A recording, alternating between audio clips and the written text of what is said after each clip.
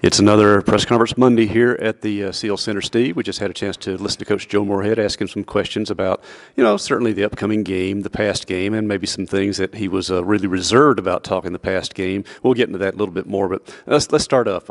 Arkansas. State has turned its attention totally away from what happened last week and get ahead of it. He did say that, yes, obviously the main goals of the season are gone, no championships this year, but they can still finish strong and get to a good bowl bid and go for 9 wins this year.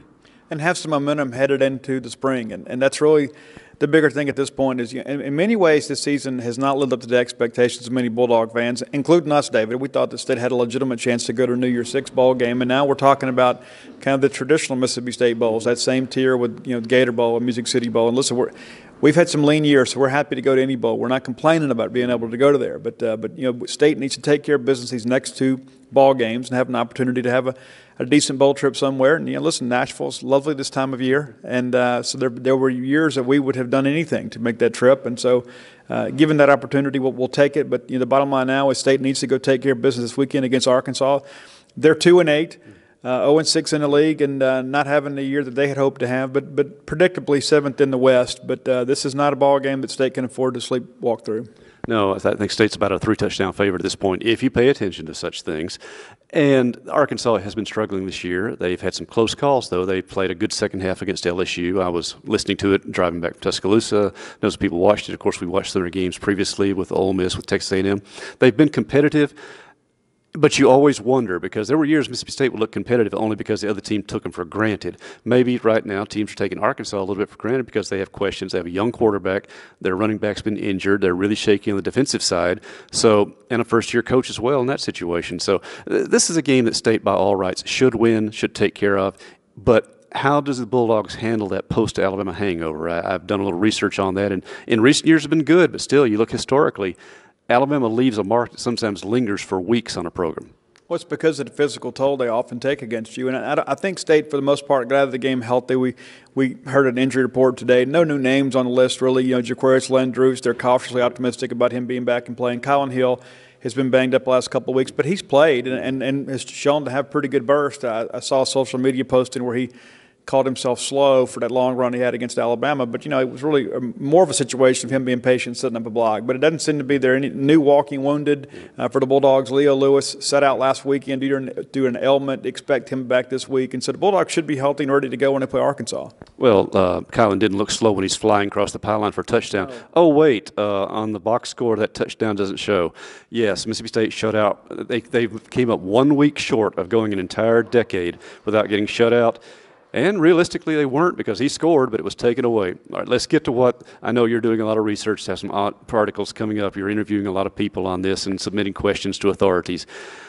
I thought Joe Moorhead handled things about as well as he could in that situation. His face said all it needed to be said, but his words were just straight down the party line. Let's not ruffle any feathers, because all you can do right now is distract your team getting ready for the next game if you keep harping on the sins of the last game. It's true, and he did make a point of mention that Alabama was not called for a penalty other than the kick going out of bounds. I think he phrased it as the penalty differential. Right.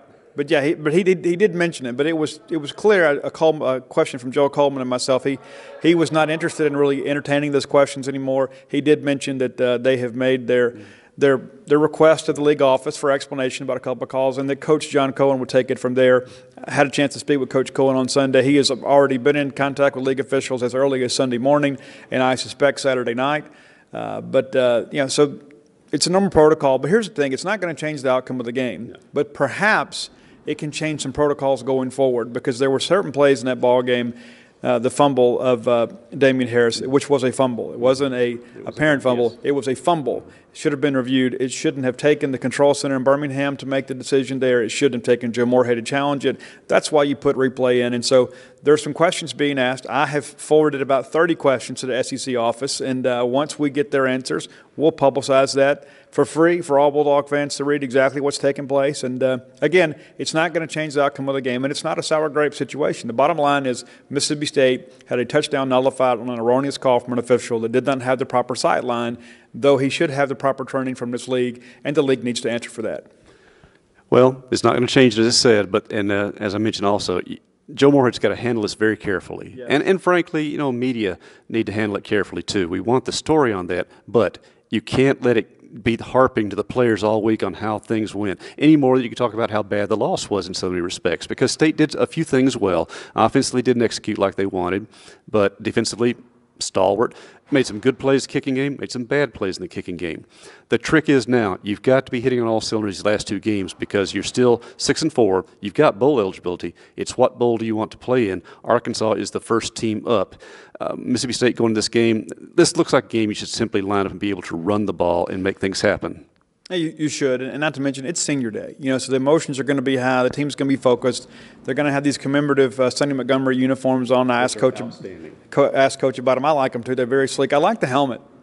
I don't know that I would like it every week, but I do like it as a change of pace. And so the team will be ready to go, and they'll understand what's at stake for them. And not to mention they're going to play, 2 games in a matter of about 6 days there, 5 days. And so, they've got to be efficient. You'd like to be able to get out and play a lot of people on Saturday and give them the opportunity to kind of soak up some of the casualties, so to speak, before we go to the annual bloodletting in Oxford. We'll talk later Friday about whether we think a morning kickoff is good or not for this team. I tend to right now think it's probably a good thing, get that taken care of as early as possible. But we'll have more things to discuss later in the week about the specific matchup with the Bulldogs and the Razorbacks. Of course, again, Mississippi State already bowl eligible, trying to raise their status for the postseason. We've seen all kind of projections today. We've talked to some staff here, and generally consensus comes down to Music City, possibly Charlotte, possibly Texas, maybe Memphis in the mix. I know one of our scout peers still has State listed in the Outback. That's not happening. I don't know where he gets that. I think he's also projecting 4 SEC teams to make the playoffs / New Year's Six. That's not going to happen now.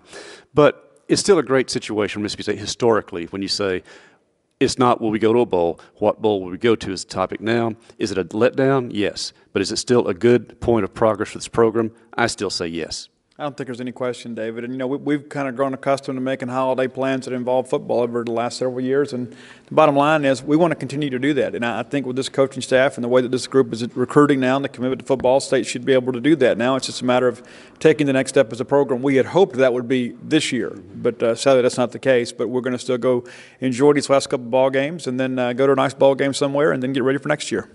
So the remainder of the week, same schedule as usual. To Tuesday evening, we're talking to Coach Luke Getsy, Nick Fitzgerald, and other selected offensive players. Wednesday is our annual. We always look forward to it. Talk to Bob Shoup, probably our highlight of our entire media week, and selected defensive players. And Steve and I will be talking Friday and in advance of the Arkansas game. Again, 11 o'clock kickoff for ESPN. Senior Day. Weather forecast right now looks good, cool, but clear and sunny. So make your plans to be there and send out a senior class that has 30 wins already to their credit. Hopes to make it number 31, and then go for that in the bowl game as well. So, for Steve Robertson, for Mike Nemeth, and our staff from GMH 24/7 here for Joe Moorhead's Monday press conference, this is David Murray.